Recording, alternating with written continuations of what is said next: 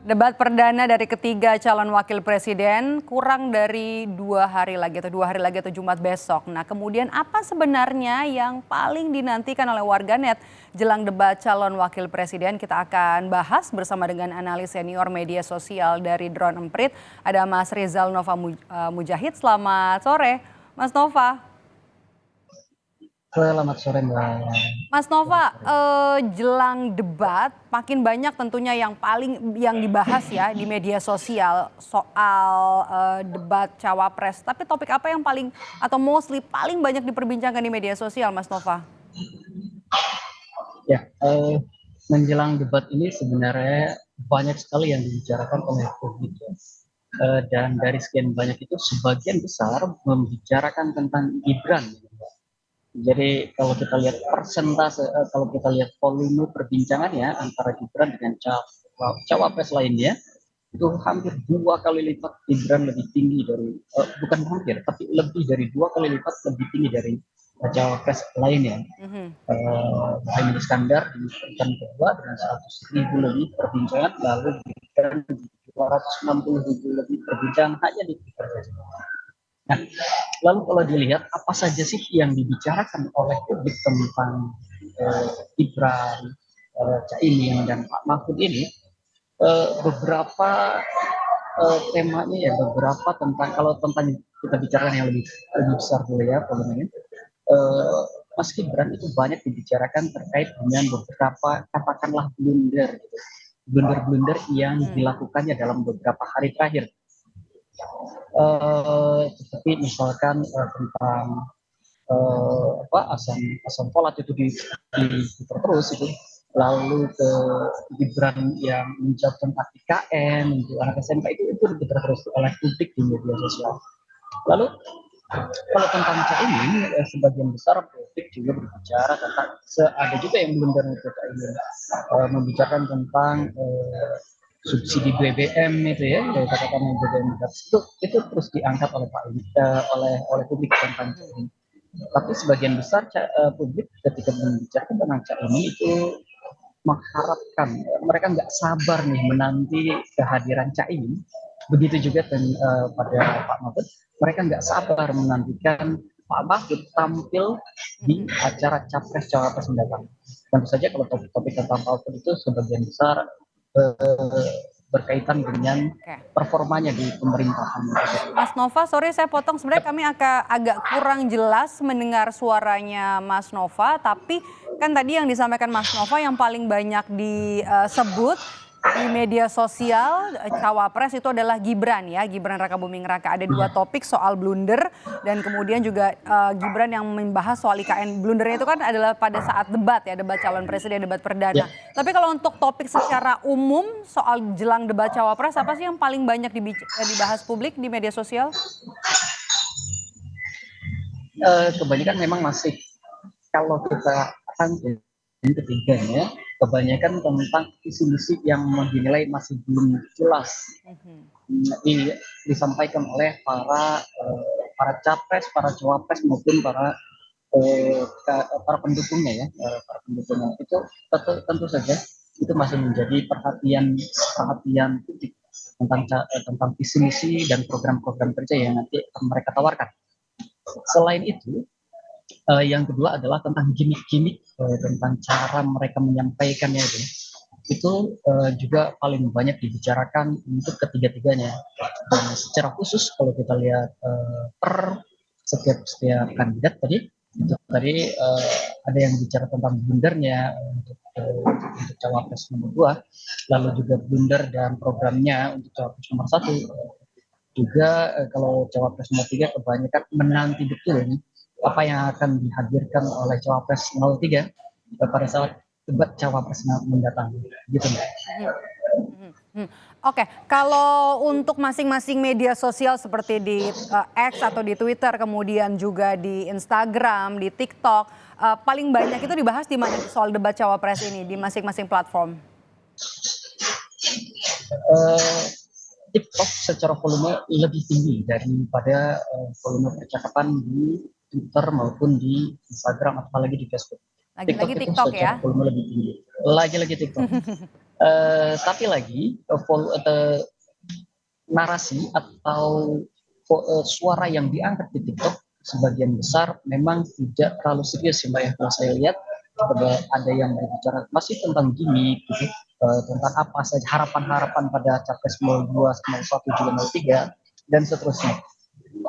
Itu yang paling banyak di TikTok. Kalau yang kedua volume yang paling tinggi itu ada di Instagram, maaf, ada di Twitter atau X sekarang. Di X ini atau di Twitter perbincangan justru lebih beragam.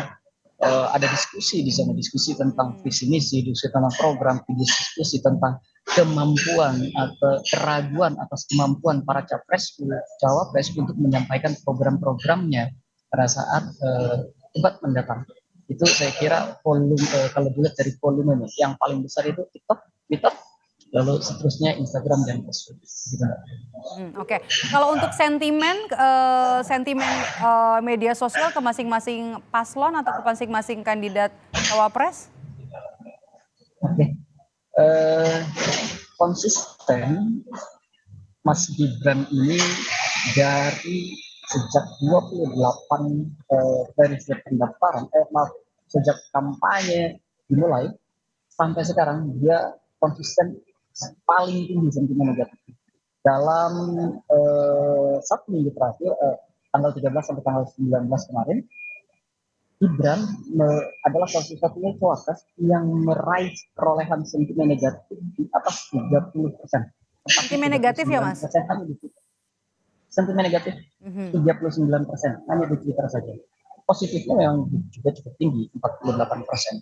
Tapi itu kalau kita bandingkan dengan cawapres nomor 1 yang perolehan negatifnya hanya 19 dan perolehan positifnya 71%, atau cawapres 03 yang negatifnya lebih kecil lagi hanya 17% dan proporsi positifnya sama dengan 01 71% juga. Gibran adalah satu-satunya cawapres yang dibincang dalam nada negatif dalam 1 pekan terakhir, dan ini sebenarnya konsisten.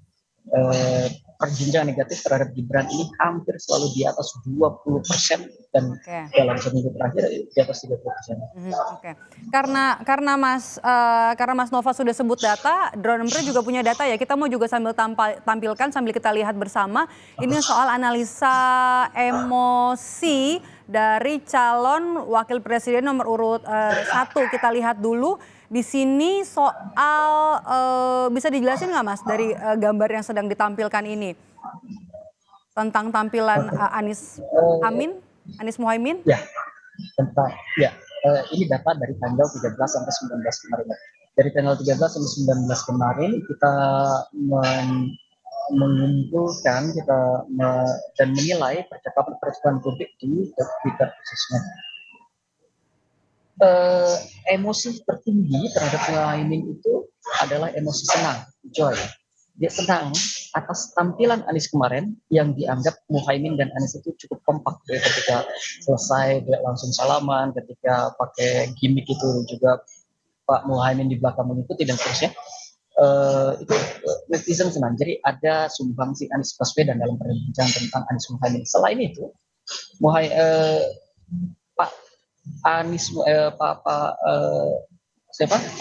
Muhaimin Iskandar juga orang percaya dia kan pembawaannya setiap harinya itu kocak ya, cuitannya itu kan kocak juga, lalu ceplosannya juga itu lucu juga. Nah, dia publik yakin tampilan tapi angkanya jauh lebih tinggi ya. Kalau kita lihat yang merah ini 2,6 2.600. Ini Gibran berkali-kali blunder, ini mendapatkan respons yang juga cukup tinggi ya Mas Nova. Betul. Sedangkan pada Gibran yang pertama itu orang mengkhawatirkan dia tidak akan bisa menampilkan performanya ketika debat nanti. Dan blunder itu berkali-kali itu membuat orang marah karena dianggap juga Gibran tidak mampu menyampaikan gagasan dan pikirannya dengan jernih. Sedangkan pada cawapres 03 ini orang menunggu-nunggu nih. Orang yakin Pak Mahfud itu akan mengungguli 2 cawapres lainnya, sekaligus dia juga akan menjadi singa podium yang mampu menghabisi 2 cawapres lainnya, karena pembawaan Pak Mahfud yang tenang, santai, tapi juga celetukan-celetukannya itu kan menyakitkan kadang-kadang. begitu. Analisa emosional dari pasangan cawapres nomor urut 3 ini 1.300 tidak sabar menunggu Mahfud MD untuk dalam tanda petik menghabisi cawapres lainnya. Ini hasil dari analisis atau yang disampaikan oleh Drone Emprit. Begitu ya, Mas Nova? Ya, Ini menarik ya benar. juga apa yang disampaikan apa reaksi emosional yang terlihat lewat media sosial ya. Ya, Oke. dan Oke, pertanyaan terakhir saya, Mas Nova, apakah sentimen di media sosial ini bisa berpengaruh terhadap preferensi pemilih muda atau pemilih yang kalau dilihat mayoritasnya pemilih muda nanti untuk pemilu 2024? betul, saya kira apakah ini akan memengaruhi preferensi pemilih, saya kira akan sangat berpengaruh. Sentimen dan perbincangan di media sosial itu pada di tengahnya dia akan memengaruhi asosiasi yang terbangun terhadap satu capres atau cawapres tertentu. Dan sekarang pada Mas Gibran, asosiasi yang terbangun adalah dia adalah satu cawapres yang tidak yang kapabilitasnya harus diragukan. Dan itu tentu saja membuat preferensi pemilih menjadi agak-agak bergoyang. Karena kalau dilihat kita lihat dari pasca debat capres kemarin, suara net sebelum debat capres Anies 01, 02, 03 itu suara netral atau suara publik di media sosial yang menyatakan belum menentukan pilihan itu masih cukup tinggi. Oke. Tapi setelah debat ada pergeseran juga. Ada pergeseran antara yang tadinya belum menyatakan saya kayaknya belum di sini, ada kayaknya yang ini oke nih, kayaknya yang ini oke nih, kayaknya yang ini mengkhawatirkan.